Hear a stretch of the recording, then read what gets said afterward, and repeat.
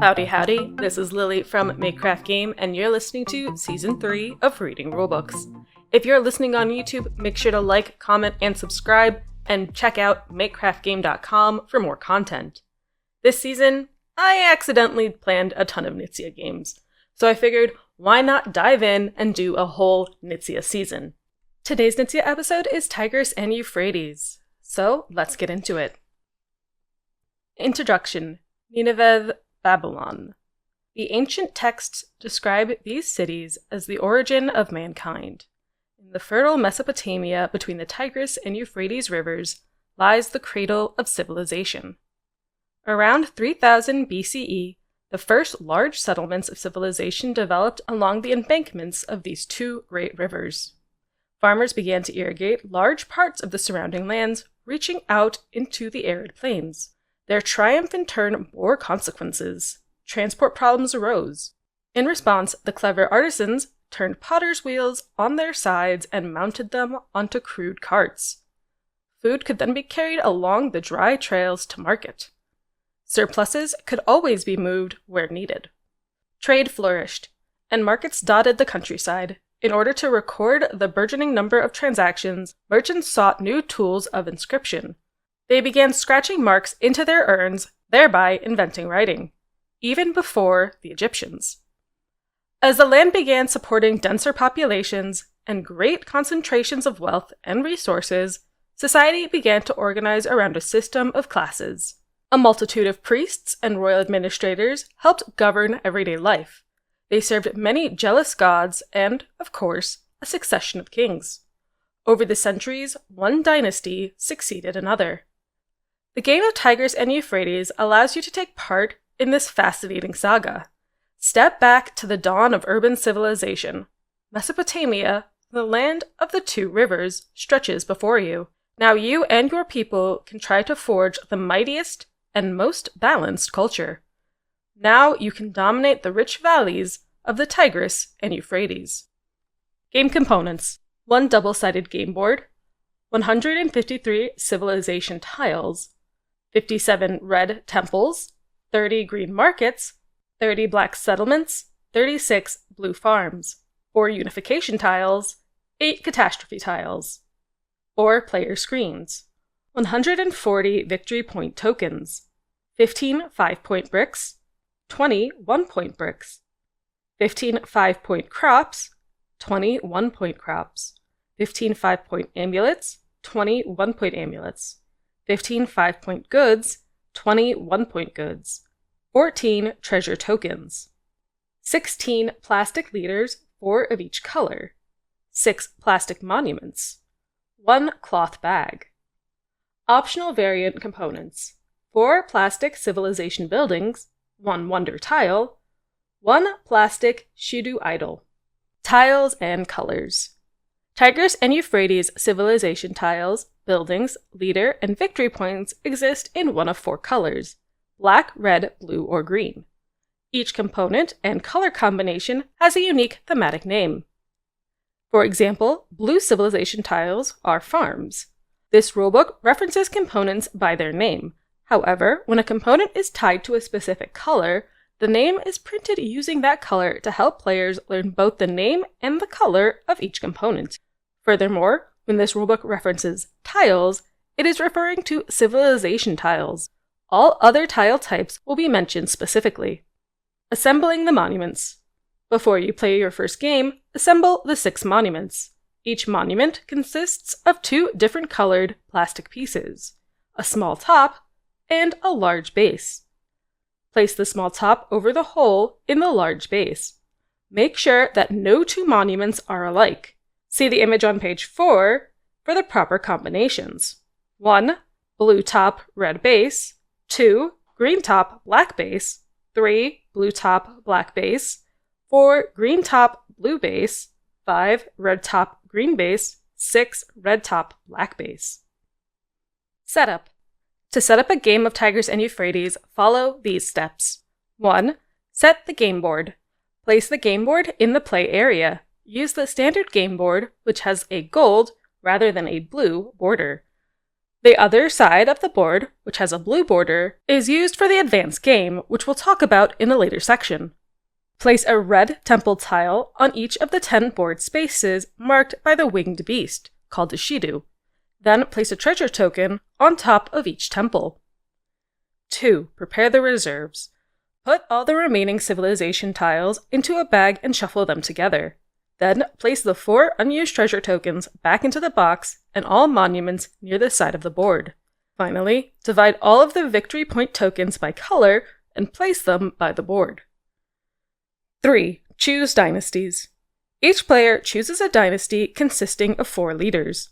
The 4 leaders should bear the same dynastic symbol, i.e. the archer, the bull, the pot, or the lion, in a different color. Each player then takes the unification tile and 2 catastrophe tiles that contain their dynastic symbol, along with the screen bearing their dynastic symbol. Note, players are identified by their symbols, not their color. Everyone uses all 4 colors. Then, each player draws 6 tiles from the bag. He places the tiles behind his screen so that only he can see them. He leaves his leaders, his catastrophe tiles, and his unification tile in front of him, and in full view of the other players.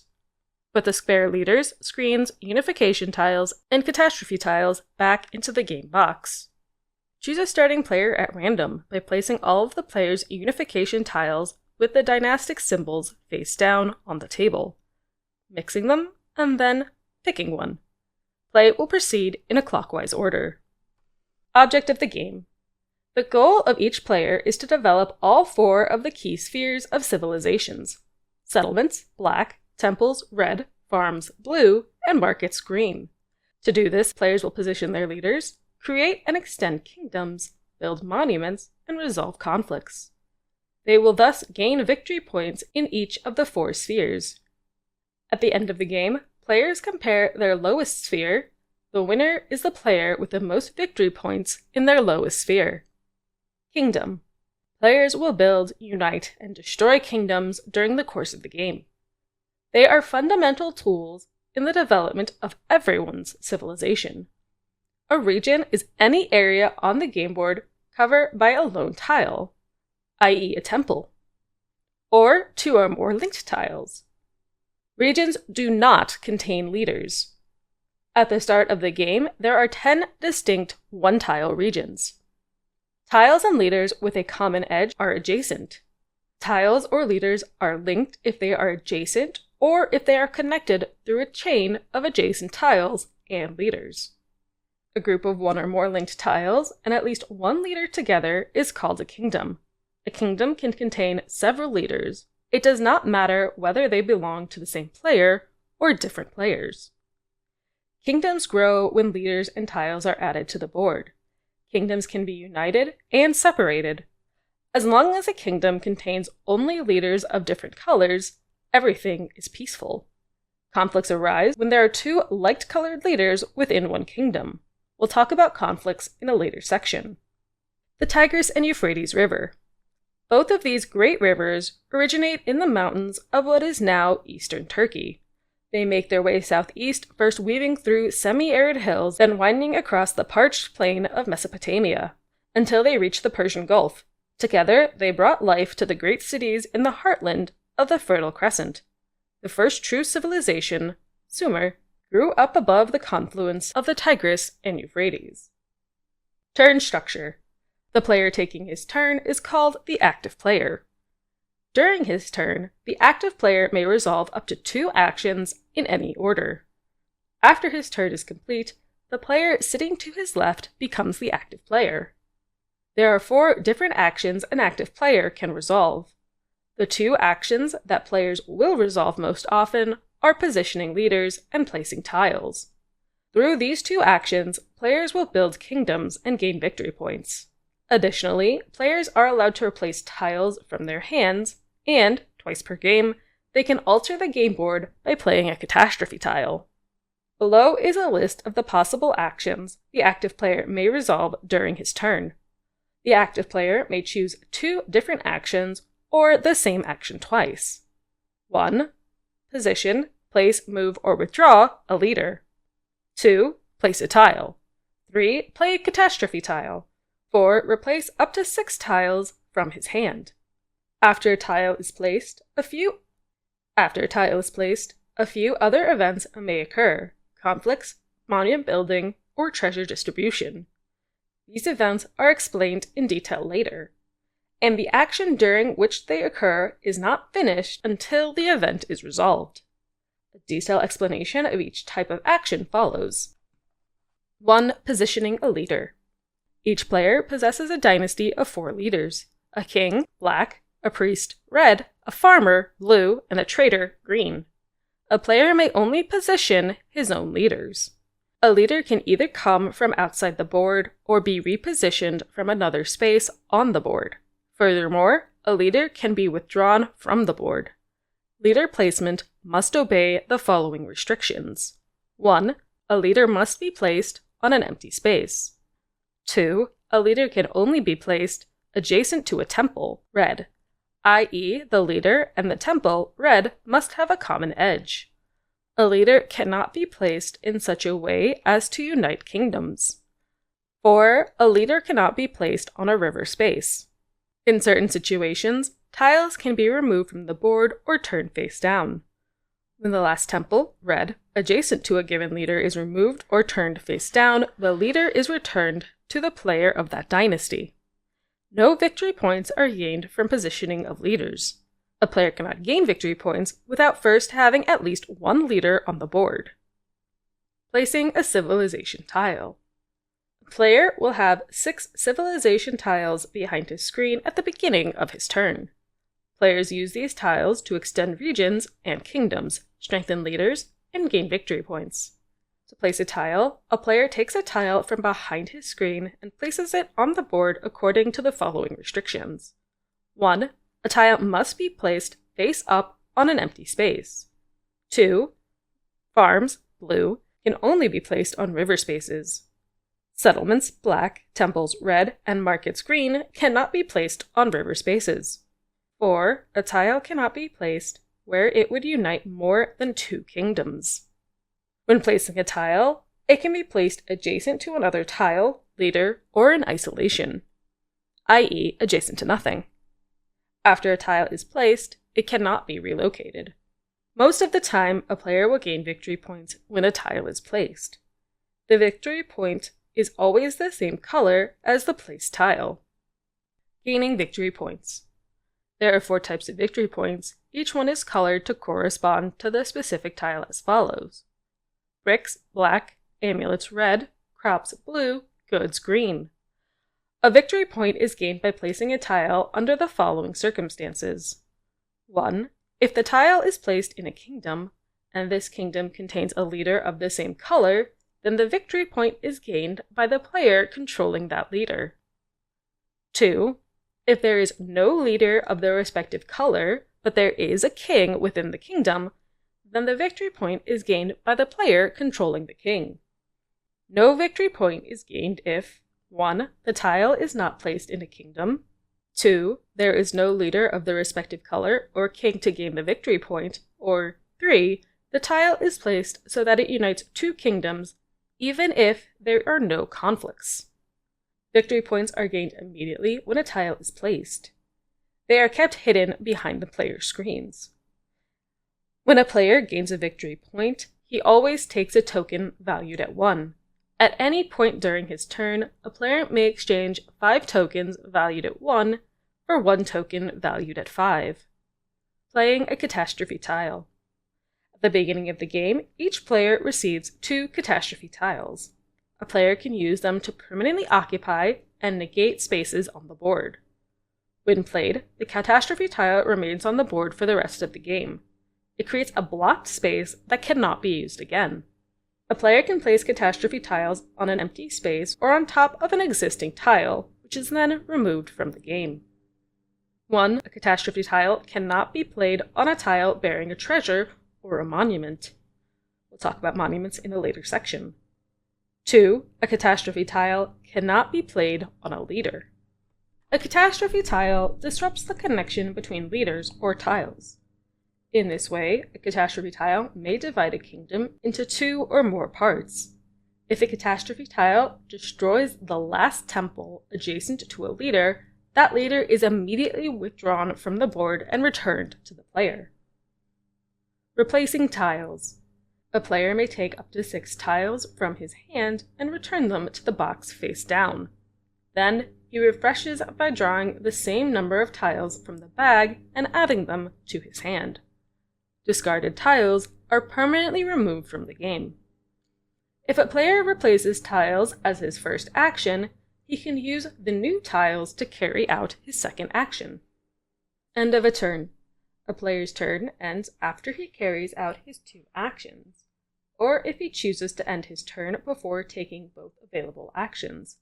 If one or more of his leaders are linked with monuments, he may gain additional victory points, which we'll talk about in the monument building section. Finally, he refreshes his hand of tiles by drawing from the bag so that he ends his turn with 6 tiles in his hand. If other players have fewer than 6 tiles at this point, then they also refresh their hand of tiles. Then it is the next player's turn. Conflicts. Conflicts can arise when someone positions a leader or places a tile. A conflict occurs whenever there are 2 light-colored leaders, i.e., 2 farmers, blue, or 2 kings, black, in a given kingdom. This can happen in 2 ways. So there are 2 different types of conflict. 1. Revolt. A revolt occurs when a leader is positioned in a kingdom that already contains a leader of the same color. 2. War.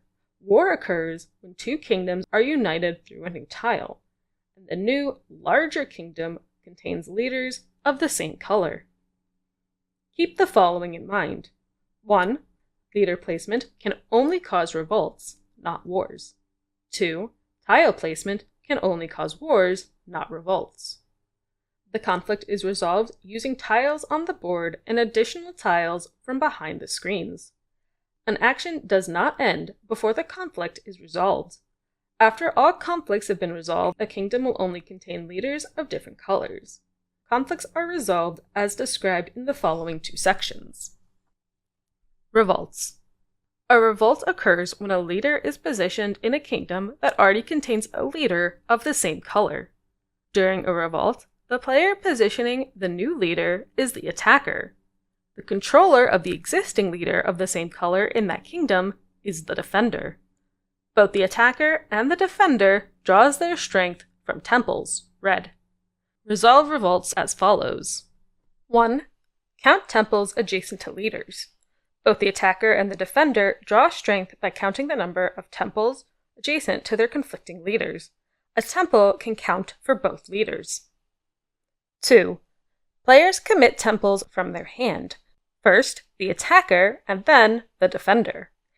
May increase their strength by committing to conflict any number of extra temples from their hand, placing them face up in front of their screen. Each player can commit extra temples only once. Whoever has the higher total strength, total number of temples, wins the conflict. The defender wins ties. Example 1. The attacker, Pot, has 3 temples adjacent to his leader. The defender, Bull, has 2 temples.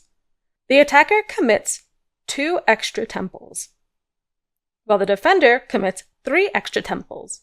Hence, each player has a total of 5 temples. It is a tie, so the defender wins. The consequences of a revolt are as follows. 1. The leader must withdraw his leader from the board. 2. The victor gains 1 amulet because the conflict was fought with temples. 3. Both players remove all committed temples from the game, placing them face down in the box. Example 1 continued. The victor gains 1 amulet. The loser's leader is returned to him. The extra 5 temples committed by both sides are removed from the game. Wars. Wars occur when 2 kingdoms are united, and the new, larger kingdom contains leaders of the same color. Remember that 2 kingdoms can be united through tile placement, but not through leader positioning. 3 or more kingdoms cannot be united by 1 tile. No victory point is gained when a tile is placed that unites 2 kingdoms. Instead, that tile is covered by the unification tile. A new, larger kingdom is created. If the new United Kingdom contains no leaders of a like color, remove the unification tile and conclude the action without resolving any conflict. However, if the United Kingdom contains leaders of the same color, war erupts. All conflicts between two like-colored leaders are resolved individually. Each time there are wars between leaders in more than one color, the active player decides which war to resolve first. For each war after the first, players resolve the war using the kingdom's current configuration, as recent wars might have disrupted the connection between leaders and tiles. Hidden information. 1. All victory points and treasure tokens gained and tiles beyond a player's screen are hidden information. They are kept secret from other players until scoring. 2. The number of tiles in the bag is hidden information. Players cannot deliberately count the tiles in the bag. 3. Tiles that are removed from the game are hidden information. They are kept face down in the box and cannot be viewed by any player. Resolve wars as follows. Determine who is the attacker. If the active player chooses to resolve a conflict that involves one of his leaders, he becomes the attacker. Otherwise, the next player, in clockwise order, with a leader involved, becomes the attacker. The other player involved in the conflict is the defender. 2. Count the supporters. Both the attacker and the defender draw strength by counting their leader's supporters, which are tiles of like color on the board that are still connected to the leader. These tiles need not be adjacent to their respective leader. They only have to be in that part of the kingdom on his segment of the unification tile. 3. Players commit tiles from their hand. First the attacker, and then the defender. They increase their strength of their supporters. They do this by committing tiles to the conflict any number of extra tiles of the matching color from their hands, placing them face up in front of their screens. Each player can commit tiles only once. Whoever has the higher total strength, supporters on the board, plus tiles committed from hand, wins the conflict. The defender wins ties. Conflict rewards. 1. Winning a revolt. After a revolt, the winner gains 1 and only 1 amulet. 2. Winning a war. After a war, the winner gains 1 victory point token of the matching color for each tile plus the leader that the loser removes from the board. Example 2. There are 2 wars, one between the traders and one between the kings. The player who united the kingdom decides to resolve the trader war first. The attacking lion player counts 1 supporter, i.e. market, in his kingdom and commits 4 extra markets. The defending pot player has 2 supporters in his kingdom and commits 1 extra market, even though this is not enough to influence the outcome. He uses this opportunity to discard an unwanted market tile. The attacker has a total of 5 strength, while the defender has 3. The attacker wins. The consequence of a war are as follows. 1. The loser must withdraw his leader and remove all supporters from the kingdom. 2. The victor receives 1 victory point that matches the color of the withdrawn leader, and 1 also of matching color for each of the supporters that are removed from the board.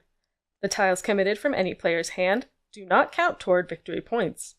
3. The defeated leader is returned to the losing player. 4. Supporters of the defeated leader and any committed tiles added by both players are removed from the game and placed back in the box. 5. If 2 priests, red, cause a conflict, then there is an exception. Temples support temples, i.e. supporters, which bear a treasure or have another leader adjacent to them are not removed. Amulets are only gained for the defeated priest and the temples actually removed from the board. When a tile is removed from the board, it might cause the kingdom to be divided into 2 or more parts. As a consequence, leaders originally exposed to war can end up in different kingdoms. If this occurs, then those leaders are no longer in conflict. However, if there are still leaders of like colors in the kingdom, a new war commences with the active player determining which conflict is resolved next.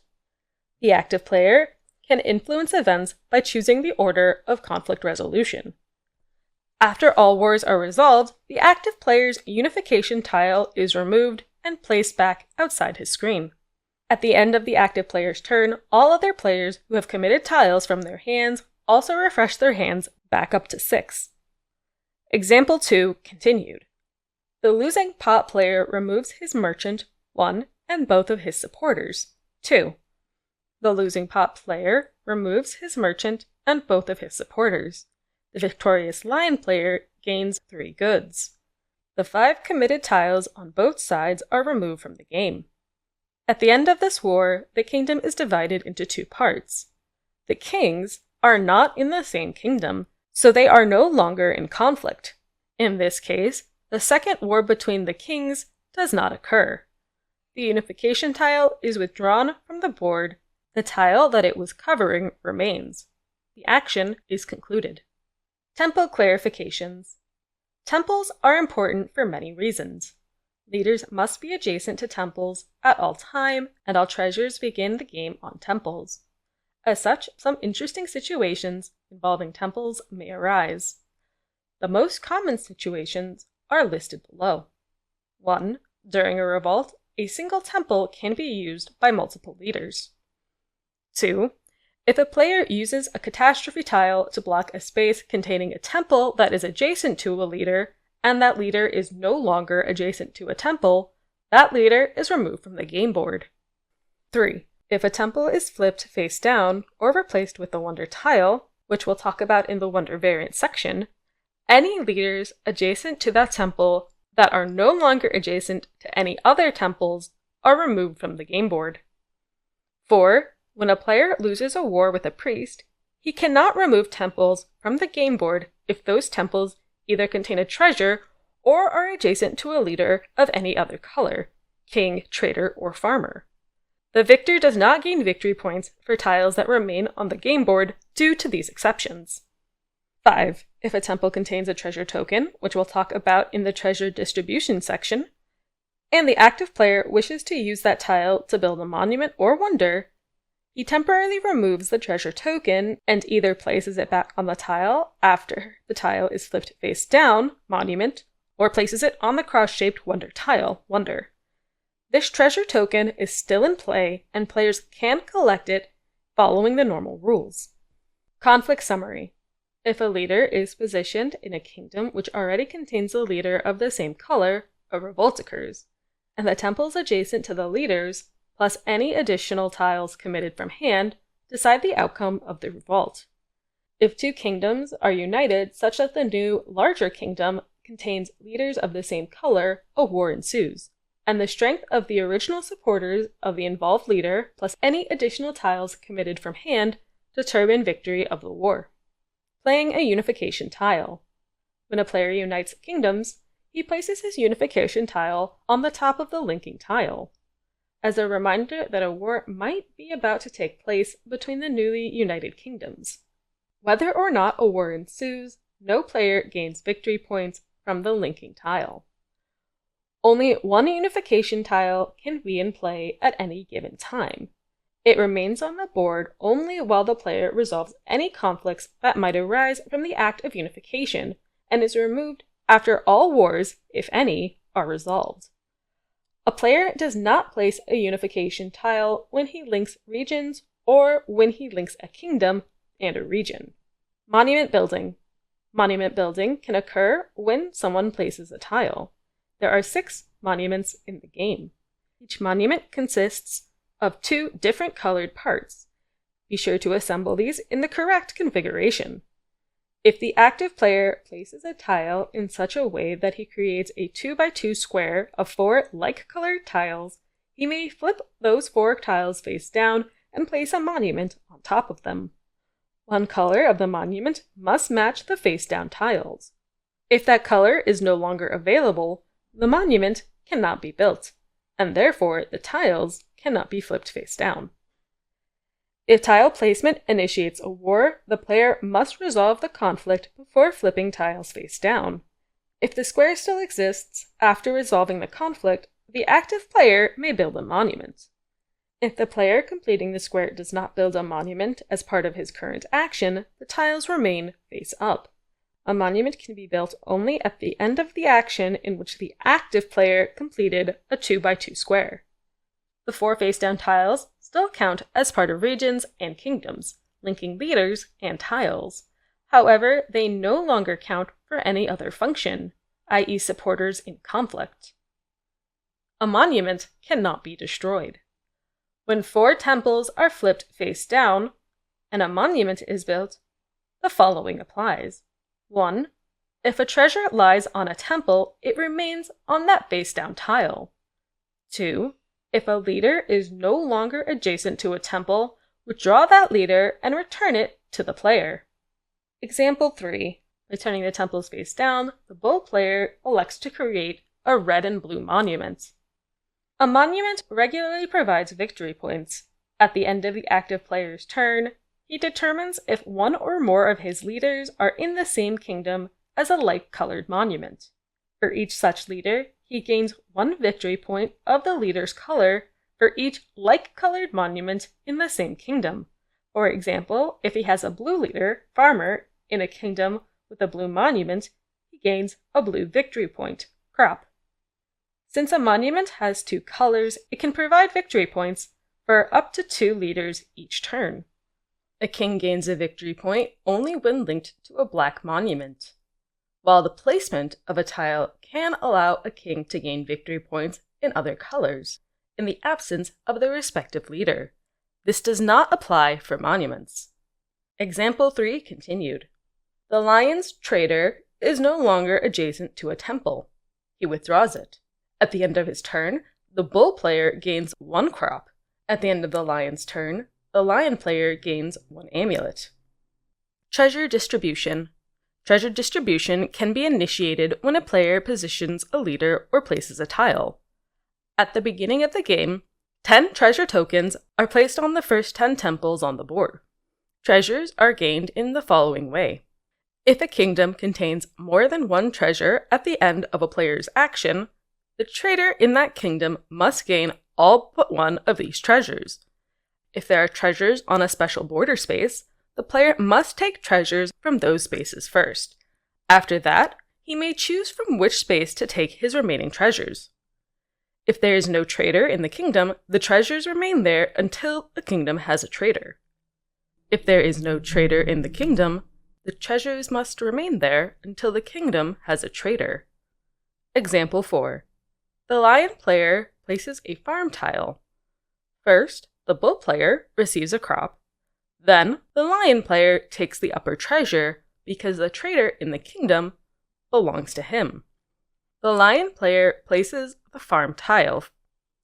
First, the bull player receives a crop for their blue leader.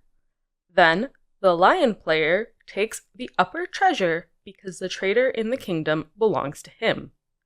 He has to choose this treasure because it is on a space with a special border. Each treasure counts as 1 wild victory point. At the end of the game, you may allocate each treasure individually to any victory point type of your choice. First round example. This corresponds to the image on page 13 of the rulebook. Andrew's turn. Andrew begins the game. He positions 2 of his leaders on the board, a king and a priest. In this way, he creates 2 kingdoms. Barbara's turn. First, Barbara positions her farmer, extending one of the kingdoms created by Andrew. Then, she places a farm on the adjacent river space. For this, she receives 1 crop. The farmer and the farm are of like color, and she controls the farmer. She draws 1 tile from the bag to refresh her hand. David's turn. David positions his king and creates a new kingdom. Then, he places a temple. He gains 1 amulet because there is no priest in the kingdom matching the color of the temple. Hence, the controller of the king gains the amulet. Note that David has placed his temple in such a way that his king is now adjacent to 2 temples. David refreshes his hand by drawing one tile. Karen drew 4 temples at the beginning and feels aggressive.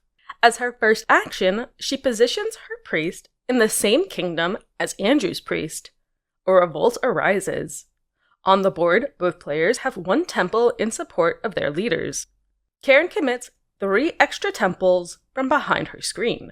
At most, Andrew could commit 2 extra temples, but that would not be enough to tie with Karen, so he refrains from committing any extra temples. Karen wins 4-1. Her committed temples are removed from the game. Andrew must withdraw his priest. Karen gains 1 amulet for winning the revolt. As her second action, Karen places her 4th temple on the board and receives another amulet. Then she refreshes her hand by drawing 4 tiles. Now it is Andrew's turn again. Game end and winner. The game ends when either of the following conditions are met. 1. Only 1 or 2 treasures remain on the board at the end of a player's turn. Or 2. A player who is attempting to draw a tile is unable to because the bag is empty. At this point, all players lower their screens. Each player determines in which sphere they possess the fewest number of victory points, with each player freely allocating his treasures to any spheres. The player whose lowest sphere has the highest number of victory points is the winner. In the case of a tie, the tied players compare their second lowest spheres and so on. If multiple tied players are evenly matched in all 4 spheres, those players share the victory. Advanced game rules.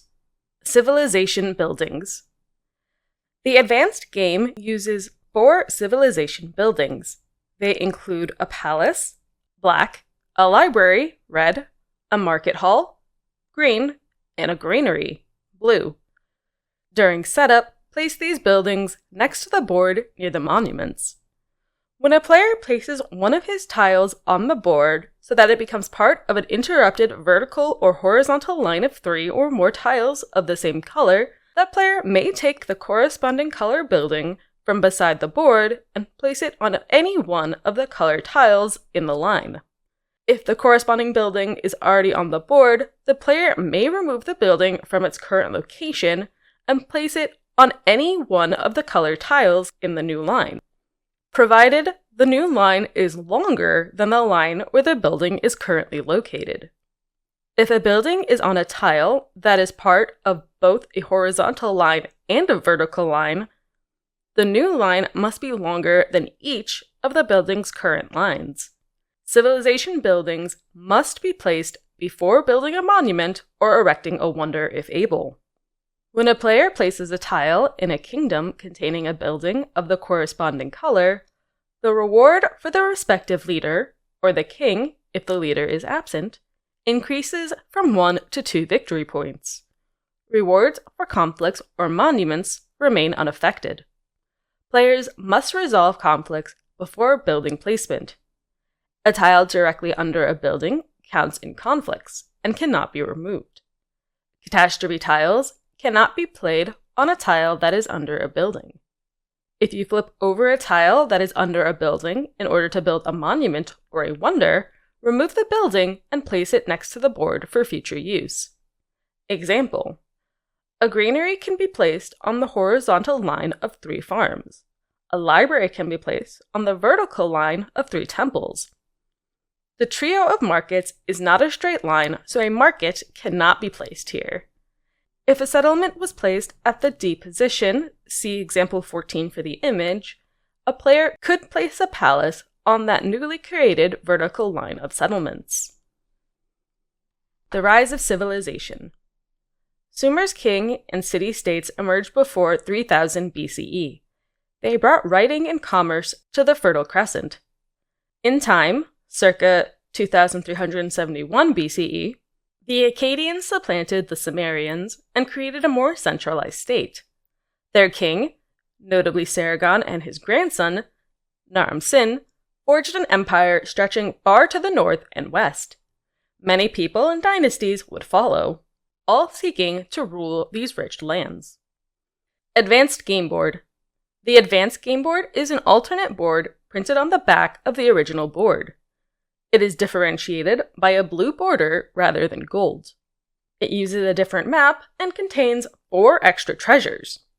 When you play with the alternate board, place 1 temple with a treasure on each of the 14 Shidu spaces. Then play by the original rules. When a player collects a treasure from a kingdom containing more than 1 treasure, he must first collect those treasures from spaces outlined with a special border.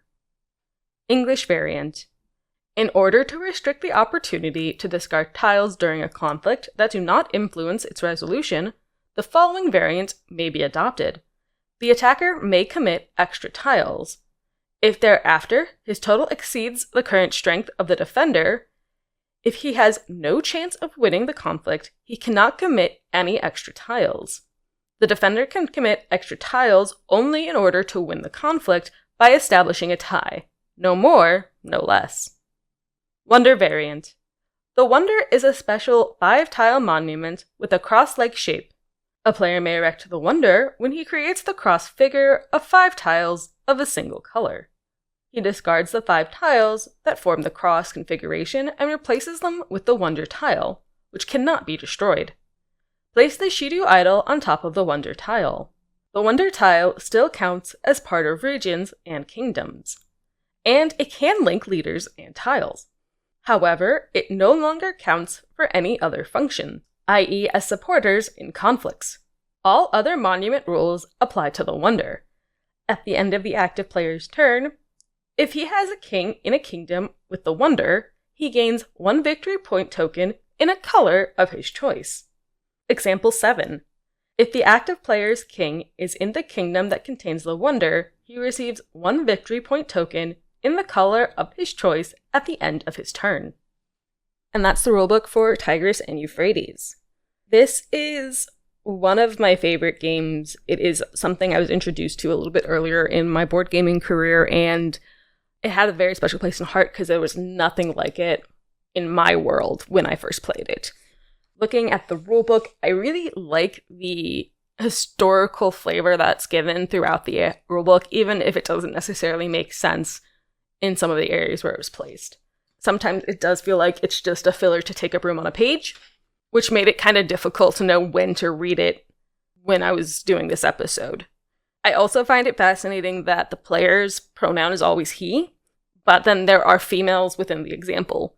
So, I mean, it's definitely a thing of old rulebooks, but it's nice to see that there was a woman somewhere in the book instead of just he. You know, a lot of times I do he or she now, or they, which makes more sense to me because I like to be included, but hey, we're getting there. Otherwise, the rulebook's pretty well laid out. The examples all have very good corresponding visuals. They will basically say, here's a sentence, 1, and show the 1 action where it is on the picture, which really can help you see exactly what's happening. It definitely is really good in showing each example one by one. One thing I did find kind of interesting is the breaking up of examples, where there's like example 3 and 1 sentence, and then there's 2 paragraphs of rules, and then example 3 continues. I do wonder if that was really necessary. It might have been easier just to do all of the rules and then the example in 1 chunk, rather than breaking up the examples. I do get it for some other ones because there are long paragraphs in each part of the example, so splitting it up might make it feel a little less intimidating, but sometimes it can just be a little bit more confusing when you don't have that setup and follow through within the same area. I will say that the revolt and war section is always kind of funny because that hidden information box is just like right in the middle of it and has like nothing to do with any of that. Which also brings me to one of the most argued points within the board game community of hidden trackable information. So the tiles behind your screen are not trackable. They're randomly pulled out of a bag. You don't know what other people have, so you don't know where anything could be. They could be anywhere, they could be anything. It's not exactly easy to keep track of them. You could technically count how many have been taken away from the game, but that still doesn't tell you how they're distributed in people's hands, especially in like a 4-player game. But according to the rulebook, Tiles that are removed from the game are hidden information that you have seen. So you could write it down as you're removing it. It'd be the same as just keeping it open, which is how I prefer to play it. The same could be said about victory points. When a person gains a victory point, you see them gaining that victory point. It's no secret how many points they got from it. They gained 1 point for placing the tile. They gained 1 point for having a monument in their kingdom. You know how many points they're getting. That's not a secret. But these are considered hidden information, which is really strange because, again, if I can keep track of it with a pen and paper, to me that's trackable information, so why is it hidden? Now, you could say it's part of the game, and to some people it can be. I personally find it more interesting to be able to know what I'm competing against, rather than having to kind of guess and just do my best. I'm not somebody who easily remembers things, so when there's information that I have to keep in my mind, I get a little overwhelmed and it takes away from the other parts of the game because I'm getting hyper-focused on the wrong thing, which is another reason why I prefer the information be out, because I don't want to have to play with a pen and paper, because I will do that if I have to, because otherwise I'm not sure what I'm competing for. Like, obviously, I always want to do my best, but it is a game against other people, so I'm trying to make my best better than other people. And so it could mean just doing amazing across the board, which is unlikely for me, or it could mean I know that the lowest category people have is 4, so I just need to get my lowest category to be 5. It gives a target, it gives a goal, it gives something a bit more concrete than just do your best. That being said, when we've had hidden information and non-hidden information, I have seen ties under both circumstances. I actually prefer the tie in the case of knowing information. That means the player set themselves up to do as well as somebody else. It also means they chose to end the game before doing better than somebody else, which is a choice I don't see a lot of people making, and I think it actually does help dissuade the tie in its own way, because somebody wants to make sure they're doing better than the other person, rather than just as good. But if you don't think you can do better, being able to do just as good is a really good option that I like having. When I first played this game, the thing that tripped me up the most was the internal versus external conflict, the revolts versus wars. The revolts were interesting because it only cares about red tiles, and the temples can support multiple leaders, so which didn't feel very natural, but it works the way it works. It also felt interesting that you just get one amulet and then you're done. Whereas wars can give you an exponential number of amulets depending on what happens. Now, I have seen people force wars between 2 other players just because both of them were too strong, and so they wanted to destroy one of the other versions, which is a really good way to interrupt other people without necessarily being directly involved. However, they have to be very careful about the order, because they first chose a war between, I want to say it was red leaders, and in doing so, the person who won was not the person they assumed would win, which meant that the war between the 2 black leaders never happened. And that's what they wanted more than anything. So it was kind of like consequences of your own actions moment. But it was fun, and it was very enjoyable. I have seen that the wars can really skew points and really create wild swings in certain directions. I've seen somebody win, I want to say it was 8 points from a war, which is an insane amount. But that's why you're looking at the lowest amount gained rather than the highest, because the likelihood of you winning 4 wars in 4 different colors is pretty minimal. I'm not saying it's impossible, but I do think it's a little bit more difficult just because the randomness of the bag, plus the board itself, plus other people will be taking stuff from you. These civilizations pop up and get destroyed. It's kind of like an ebb and flow, which is really cool to see as well. One thing I love about Tigris and Euphrates is the fact that it's ever-changing and can constantly change. Monuments are permanent, catastrophes are permanent, every other space is up for grabs.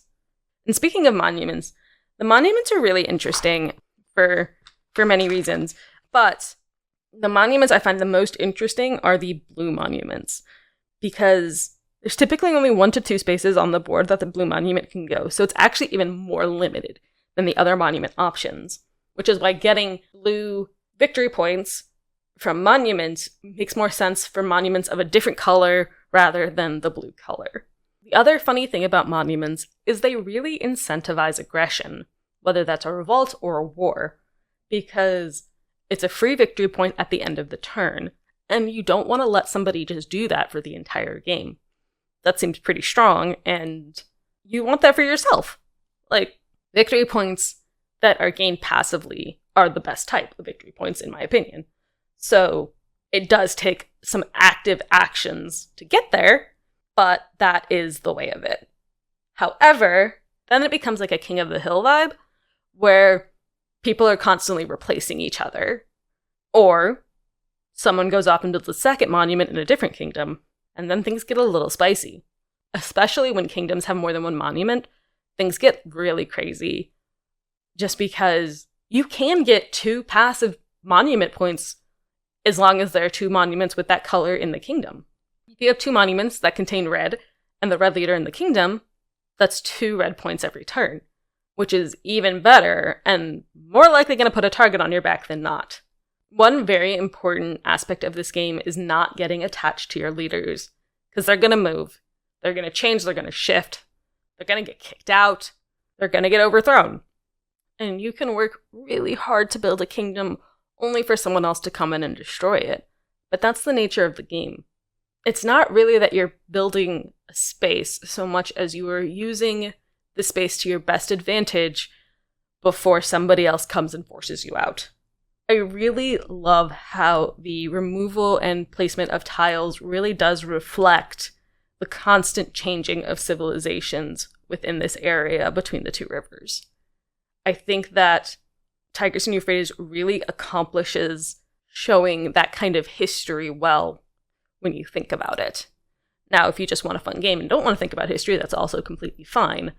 But it's always interesting when a game can replicate history and the development of an area in a game that is so open and player-driven.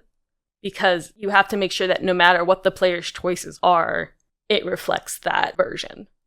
And even if you're someone who's not aggressive, when I first started playing board games, I was not as aggressive as I am now. This game makes you be aggressive. You have to be, otherwise you're not going to end up on the board.